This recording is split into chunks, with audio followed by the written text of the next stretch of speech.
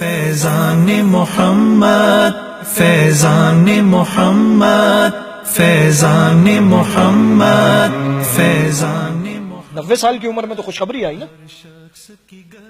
7 سال کے بچے سے نہ میں نے خواب میں دیکھا میں تمہیں ذبح کر رہا ہوں. ایک ہے آیات کو سننا اور یوں کر کے جھوم جانا. سبحان اللہ. یہ جزیروں کی کہانیاں نہیں ہیں، یہ صرف چومنے کے لیے اور سر پہ رکھ کے بچی رخصت کرنے کے لیے نہیں ہے، یہ زندگیوں میں اترنے کے لیے آیا ہے. نہیں آتا سمجھ میں تو عقل کچی ہے، جن کو آتا ہے سمجھ میں ان کے جوتے سیدھے کر لیں، جا کے سیکھ لیں، سکھا دیں گے کہ بات سمجھا دیں گے، رگوں میں اتار دیں گے، خون کے قطروں میں دوڑا دیں گے.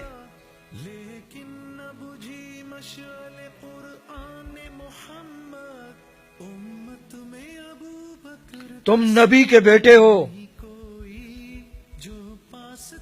نبی کی وحی نہیں، نبی کا خواب بھی وہی ہوتا ہے.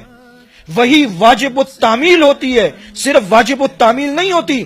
دل کو ایسا تیار کر دیا کہ 7 سال کے بچے کو کہا، وہ کہتا ہے آپ ذبح کریں، میں تیار ہوں، ستجدنی انشاءاللہ من الصابرین. اسی موقع پر تڑپ کر تو اقبال نے کہا تھا یہ فیضان نظر تھا کہ کسی مکتب کی کرامت تھی، سکھائے کس نے اسماعیل کو آداب فرزندی.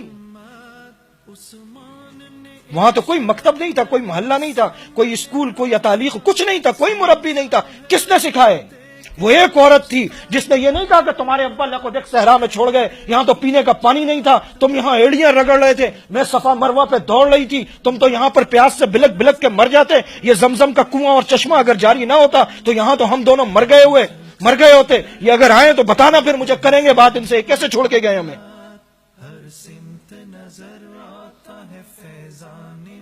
وہ جو چھوڑ کے گئے وہ اللہ کے حکم سے چھوڑ کے گئے، وہ اللہ کے پیغمبر ہیں، وہ تمہارے ابا ہیں. یہ فیضان نظر تھا کہ کسی مکتب کی کرامت تھی، سکھائے کس نے اسماعیل کو آداب فرزندی؟ کس نے سکھائے؟ اس ماں نے سکھائے ہیں. یہ باہر رہے گا، دکان بنائے گا، فیکٹریاں بنائے گا، عمارتیں بنائے گا، روڈ بنائے گا، سلطنت اور مملوکتیں بنائے گا. یہ گھر میں رہے گی، انسان بنائے گی. یہ بنائے گی انسان، اور یہ ہی بنا سکتی ہے انسان. اس نے انسان بنانا چھوڑ دیے تو میٹیریلسٹک مادے کے بنے ہوئے، پلاسٹک کے بنے ہوئے، لوہے کے بنے ہوئے روبوٹ نکل رہے ہیں. انسانیت ختم ہو گئی ہے. کیوں؟ یہ تو بزی ہو گئی نا، ٹی وی پہ، ڈائجسٹ میں، رسالے میں، میوزک میں، غیبت میں، چغلی میں. کیوں مشغول ہو گئی؟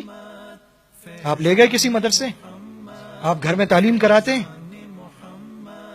علاقے میں تبلیغی جماعت آتی ہے لے کے جاتے ہیں، آپ وقت لگاتے ہیں، اس کو ساتھ لے کے جاتے ہیں، دینداروں کی مجالس میں لے کے جاتے ہیں.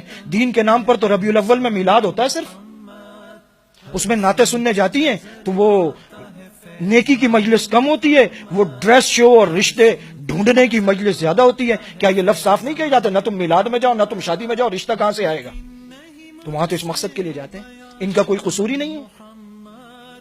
ان کا قصور تب ہوتا جن گھرانوں میں دین ہے اور وہ دیندار ہیں اور وہ خواتین کو دین کی طرف لے کے جاتے ہیں. اگر وہ نہ لگی ہوتی دین پر تب آپ کہتے کہ یہ دین پر لگتی نہیں. اگر ان گھرانوں کی لگی آپ لگائیں گے، لگ جائیں گے.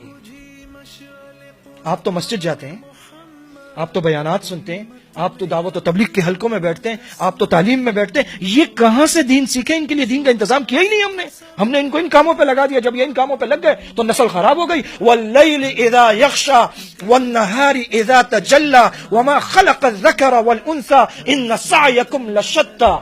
قسم ہے رات کی جب اس کی تاریکی ہر چیز کو ڈھانپ لے.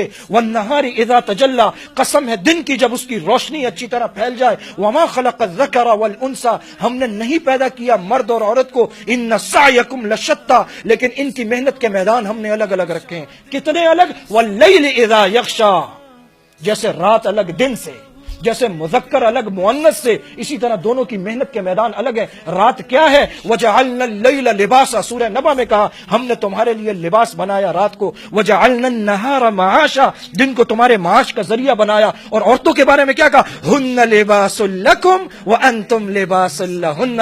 یہ تمہارا لباس ہے، تم ان کا لباس ہو. وَجَعَلْنَا اللَّيْلَ لِبَاسًا وَاللَّيْلِ إِذَا يَغْشَى. ان تینوں کو ملائیں. وَالنَّهَارِ إِذَا تَجَلَّى وَمَا خَلَقَ الذَّكَرَ وَالْأُنثَى. نہیں پیدا کیا مرد و عورت کو. ان سعیکم لشتی، ان کی محنت کے میدان الگ الگ رکھے ہیں.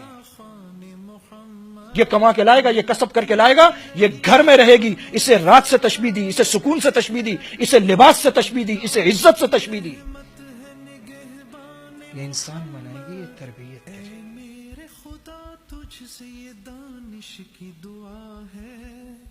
دیوار پہ بڑا بڑا لکھ دو عورت کی گود بچے کی سب سے پہلی تربیت گاہ ہے.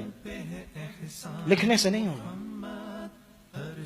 اگر یہ معلمہ ہے تو اسے اس کے منصب کی پہچان کرانی ہوگی. مرد کرائیں. کپڑے آپ لا کر دو، جوتی آپ لا کر دو، کھانے پینے کا سامان آپ لا کر دو، باہر کھلانے آپ لے جاؤ، گھمانے آپ لے جاؤ، شاپنگ کرانے آپ لے جاؤ. کیوں؟ میرا فرض ہے، میری بیوی ہے. دین کون سکھائے گا؟ تعلیم کون کرائے گا؟ قرآن کون پڑھوائے گا؟ نمازیں کون سیدھی کرائے گا؟ اخلاق کی تربیت کون دے گا؟ میرے بھائیوں، 100 مرتبہ درود شریف پڑھ کے خوش ہوتے ہیں، نماز پڑھ کے الحمدللہ کہتے ہیں، لیکن فکر نہیں کرتے ہمارے گھروں سے دین نکل رہا ہے. آج آپ دیندار ہیں، آپ کے ابا دادا نانا کوئی تھے دیندار، لے کے گئے انگلی پکڑ کے مسجدوں میں، بزرگوں سے دعائیں کرائی ہیں.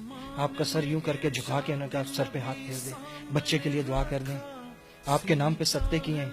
خدا کی قسم، یہ نئی نسل جنہیں ہم نے میک ڈونلڈ اور KFC اور پیزا ہٹ میں جوان کیا ہے،